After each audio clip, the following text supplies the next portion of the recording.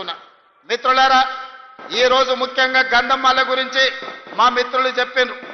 ఇవాళ ఒక ఆయన తాటి చెట్టు అంతా పెరిగిండు కానీ తలకాయ మోకాళ్ళలో ఉందో ఎక్కడుందో నాకు తెలియదు. ఎట్లకెళ్ళి వస్తావయ్యా నీళ్లు, నువ్వు ఎట్లా ఇస్తావు గంధమల్ల ఎట్లా కడతావని నేను వారిని అడగదలుచుకున్న. ఈరోజు సాగునీటి ప్రాజెక్టుల గురించి ఇంత ఉందే పెద్దలు ఉత్తమ్ కుమార్ రెడ్డి గారు చెప్పిండ్రు. 10 ఏళ్లలో 2 లక్షల కోట్ల రూపాయలు ఖర్చు పెట్టిండ్రు, కాంట్రాక్టర్లకు బిల్లులు ఇచ్చిండ్రని. నేను అడుగుతున్న గత పాలకులను, 2 లక్షల కోట్ల రూపాయలు ఖర్చు పెడితే గంధమల్ల రిజర్వాయర్ ఎందుకు పూర్తి కాలే, పిలాయపల్లి కాలువ ఎందుకు పూర్తి కాలే, ధర్మారెడ్డి కాలువ ఎందుకు పూర్తి కాలే, ఎస్ఎల్పిసి ఎందుకు పూర్తి కాలే, నల్గొండలో ప్రాజెక్టులు నిర్మించలేదు, ఆలేరు ప్రాంతానికి సాగునీరు తాగునీరు అందించలేదు. ఇవి పక్కన పెట్టండి. ఈనాడు ఈ నల్గొండ ప్రాంతంలో నేను అడగదలుచుకున్న మా ప్రాంత రైతులను, ఈ ప్రాంత ప్రజలను, ఆనాడు నవంబర్ 8 నాడు నా జన్మదినం ఉన్నదని వేలాది మంది ఇంటికి వస్తామంటే నేను కాదు కూడదు లక్ష్మీ నరసింహస్వామిని దర్శనం చేసుకుని మూసి కాలువలో మా నల్గొండ బిడ్డల బతుకులు ఎట్లా చింద్రమైపోతున్నాయో వాళ్ళ మధ్యలో గడుపుతానని నా జన్మదినం రోజు మీ దగ్గర వచ్చి రోజంతా పాదయాత్ర చేసి మీరు పడుతున్న కష్టాలను కల్లారా నేను చూసి ఆనాడే నేను ఈ ప్రాంతానికి మాట ఇచ్చిన. 600 అక్కడి సూర్యుడు ఇక్కడ ఉదయించిన ఎవరు అడ్డం పడ్డా తొక్కుకుంటైనా పోతాం, మూసీ నది ప్రక్షాళన చేసి తీరుతాం, నల్లగొండ రైతాంగం కష్టాలు తీరుస్తామని ఆనాడు చెప్పడం జరిగింది. నేను అడుగుతున్న మిత్రులారా, ఈ వేదిక మీద నుంచి బీజేపీ బీఆర్ఎస్ నాయకులను, గుజరాత్లో నరేంద్ర మోడీ సబర్మతి నది ప్రక్షాళన చేసుకున్నాడు, ఉత్తరప్రదేశ్లో యోగి గారు గంగా నది ప్రక్షాళన చేసుకున్నాడు, ఈనాడు ఢిల్లీలో మోడీ యమునా నది ప్రక్షాళన చేస్తా మేము అభివృద్ధి చేసుకుంటాం, ఆ ప్రాజెక్టులను నిర్మించుకుంటాం అంటున్నాడు. మరి నేను ఇవాళ అడుగుతున్న బీజేపీ బీఆర్ఎస్ వాళ్ళను, నరేంద్ర మోడీ సబర్మతి నది కట్టుకోవచ్చు, యోగి గంగా నది కట్టుకోవచ్చు, ఢిల్లీలో యమునా నది మీరు ప్రక్షాళన చేసుకోవచ్చు. మరి తెలంగాణ ప్రజలు, ముఖ్యంగా నల్గొండ బిడ్డలు మూసీ నది ప్రక్షాళన ఎందుకు చేసుకోకూడదు? మూసీ మురికిలోనే మేము చావాలనా? మా ఆడబిడ్డలు, మా ఇతర ప్రాంతాల వాళ్ళు, నల్గొండ ఆలేరు భువనగిరి ప్రాంతాలకు ఆడపిల్లలు ఇవ్వాలంటే, వాళ్ళు తల్లులు కావాలంటే కష్టం ఉన్నది. ఆ ప్రాంత విషపు నీళ్లు తాగితే బిడ్డలు పుట్టరు అనే ఒక పరిస్థితి, ఒక విషమ పరిస్థితి ఉంది. ఇవాళ మా ఆడబిడ్డలు కన్నీళ్లు పెట్టుకుంటుంటే ఈ బీఆర్ఎస్ బీజేపీ నాయకులకు కనిపిస్తలేదా?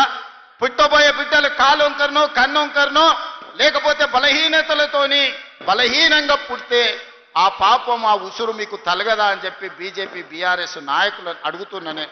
మిత్రులారా, నేనేం ఎర్రవల్లిలో మీ ఫామ్ హౌస్ గుంజుకుంటా అనలే, మోయినాబాద్ ఫామ్ హౌస్ను ఆక్రమించుకుంటా అనలే, జన్వాడలో మీ ఫామ్ హౌస్లో జెండా వాతుతాను నేను అనలే.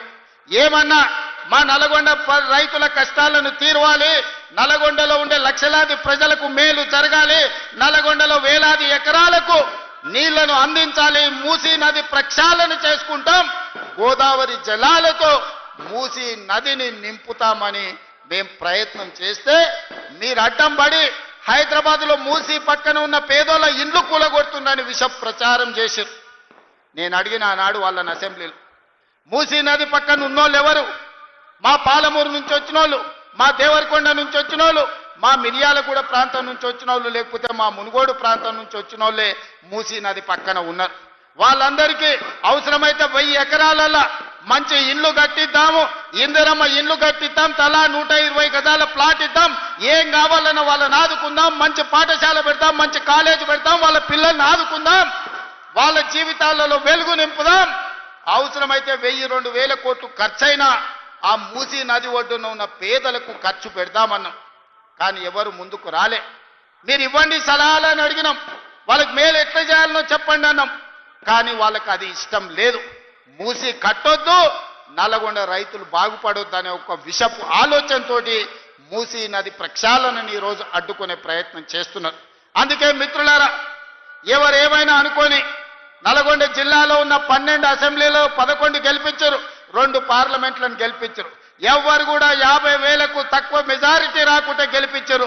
50,000 రూపాయలు జేబులో లేని మందుల శామెల్ 50,000 ఓట్ల మెజారిటీతోనే ఈనాడు మీ ప్రాంతంలో ఎమ్మెల్యేగా గెలిపించిండంటే నల్లగొండ ప్రజలు ఎంత చైతన్యవంతులో మీరు ఒక్కసారి ఆలోచన చేయండి. తెలంగాణ ప్రజలకు నేను చెప్పదలుచుకున్నా, నల్లగొండ గడ్డ చైతన్యానికి మారుపేరు. ఈ ప్రాంతం సర్దార్ సర్వాయి పాపన్న గౌడు ఏలిన ప్రాంతం. ఈ ప్రాంతం దొడ్డి కొమరయ్య పోరాటం చేసిన ప్రాంతం. ఈ ప్రాంతం చాకలి ఐలమ్మ స్ఫూర్తి తీసుకున్న ప్రాంతం. ఈ ప్రాంతం రావి నారాయణ రెడ్డి, ఆరుట్ల కమలాదేవి, ఆరుట్ల రామచంద్రారెడ్డి, బిఎన్ రెడ్డిలు ధర్మ భిక్షములు ఈ గడ్డ మీద నుంచి కొట్లాడిన ప్రాంతం. ఈ ప్రాంతం కొండా లక్ష్మణ్ బాపూజీ ఆనాడు తొలి తెలంగాణ ఉద్యమంలో మంత్రి పదవిని కాగితం ఇసిరేసి తెలంగాణ రాష్ట్రం వచ్చే వరకు పదవి తీసుకోనని త్యాగాలకు మారుపేరైన కొండా లక్ష్మణ్ బాపూజీ ప్రాతినిధ్యం వహించిన భువనగిరి ప్రాంతం ఈ నల్గొండ ప్రాంతం.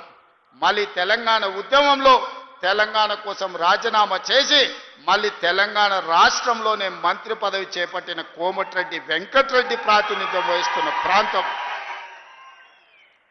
ఇవాళ నాడు భూమి కోసం, భుక్తి కోసం, విముక్తి కోసం సాయుధ రైతాంగ పోరాటంలో తుపాకులెత్తిన గడ్డనే కాదు, ఈ ప్రాంతంలో భూదాన ఉద్యమంలో వందలాది ఎకరాలను పేదలకు పంచిపెట్టిన మీ ఈ రోజు భూదాన్ రామచంద్రారెడ్డి కూడా ఈ గడ్డ మీద నుంచే వేలాది ఎకరాల భూములను పేదలకు పంచిపెట్టడానికి త్యాగం చేసిన వెదిరే రామచంద్రారెడ్డి కూడా ఈ ప్రాంతమే అని చెప్పడానికి నేను గర్వపడుతున్నా.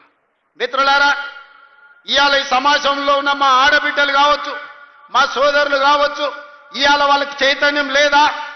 వాళ్ళకి ఏం కావాలనో ఏం సాధించుకోవాలనో వాళ్ళకి తెలియదా?